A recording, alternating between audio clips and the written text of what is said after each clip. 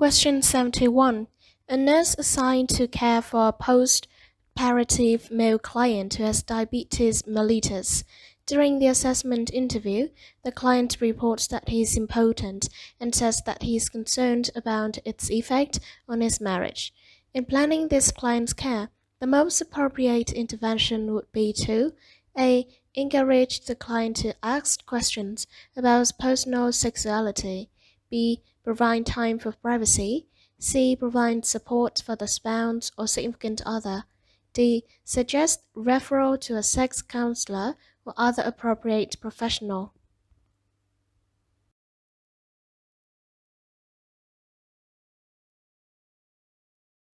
Answer D. Explanation. The nurse should refer this client to a sex counselor or other professional. Making appropriate referrals is a valid part of planning the client's care. The nurse doesn't normally provide sex counseling. Therefore, providing time for privacy and providing support for the spouse or significant other are important, but not as important as referring the client to a sex counselor. Question 72. Using Abraham Maslow's hierarchy of human needs, a nurse assigns highest priority to which client need? A. Security. B. Elimination. C. Safety. D. Belonging.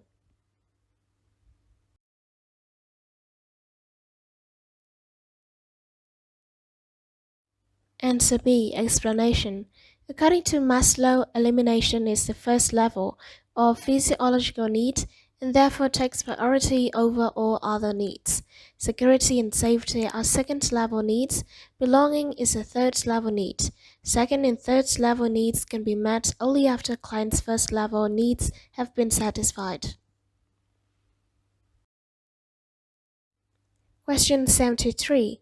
A male client is on prolonged bed rest, has developed a pressure ulcer.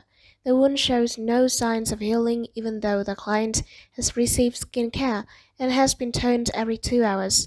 Which factor is most likely responsible for the failure of heal? A. Inadequate vitamin D intake.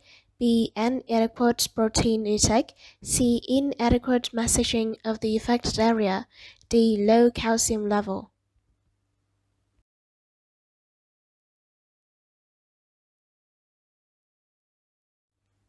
Answer B. Explanation. A client on bed rest suffers from a lack of movement and a negative nitrogen balance. Therefore, inadequate protein intake impairs wound healing. Inadequate vitamin D intake and low calcium levels aren't factors in poor healing for this client.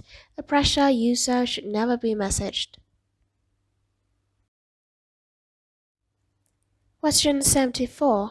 A female client who received general anesthesia returns from surgery post-operatively. Which nursing diagnosis takes highest priority for this client? A. Acute pain related to surgery.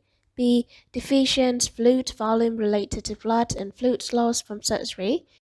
C. Impaired physical mobility related to surgery. D. Risk for aspiration related to anesthesia.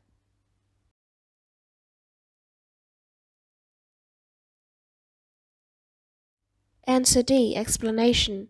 Risk for aspiration related to anesthesia takes priority for thin client because general anesthesia may impair the gag and swallowing reflexes, possibly leading to aspiration. The other options, although important, are secondary. Question 75. The nurse inspects a client's back and notices small hemorrhagic spots. The nurse documents that the client has A. Extravasation, B. Osteomalacia, C. Petechiae, D. Uremia.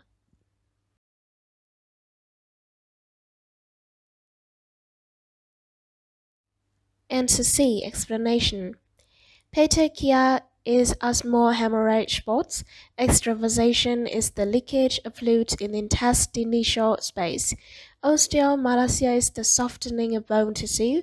Uremia is an excess of urine and other nitrogen products in the blood. Question 76. Which document addresses the client's right to information, informed consent, and treatment refusal? A. Standard of Nursing Practice. B. Patient's Bill of Rights. C. Nurse Practice Act. D. Code for Nurses.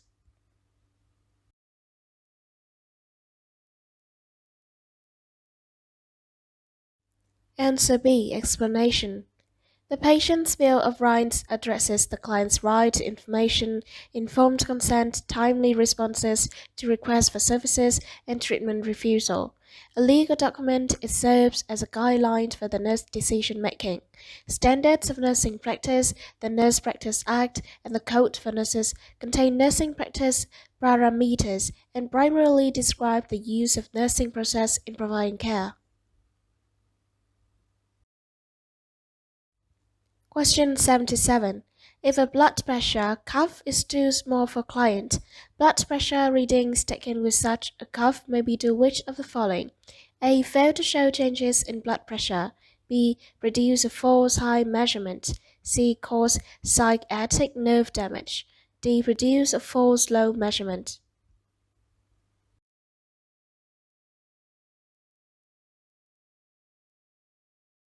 Answer B. Explanation.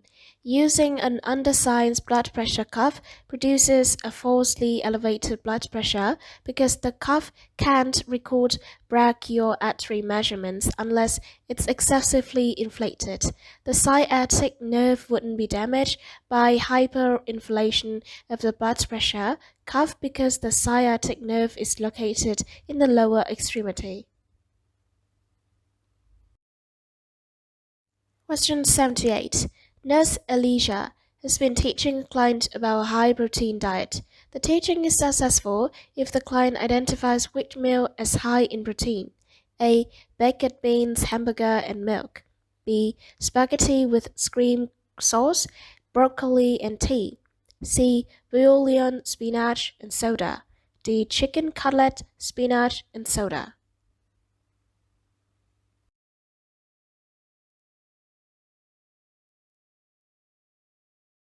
Answer A. Explanation. Baked beans, hamburger, and milk are all excellent sources of protein.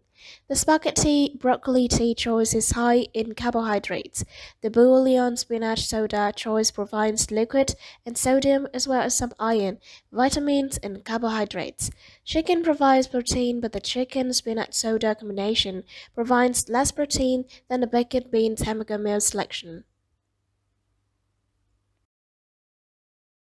Question 79.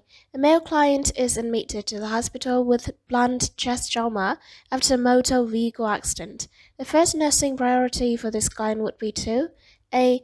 Assess the client's airway. B. Provide pain relief. C. Encourage deep breathing and coughing. D. Splint the chest wall with a pillow.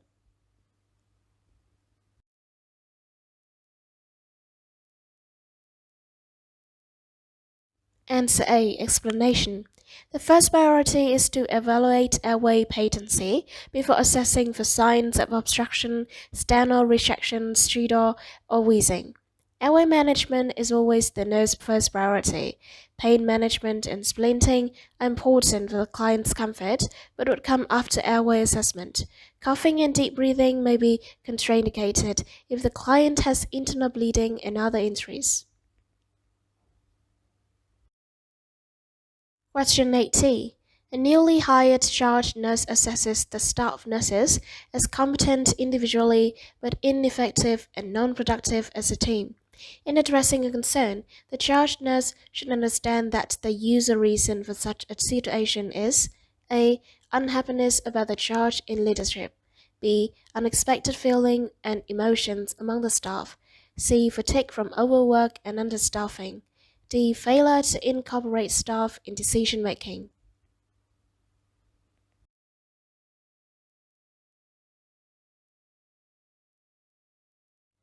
Answer B. Explanation. The usual or most prevalent reason for lack of productivity in a group of competent nurses is inadequate communication, or a situation in which the nurses have unexpected feelings and emotions. Although the other options could be contributing to the problematic situation, they are less likely to be the cause. Thank you for watching.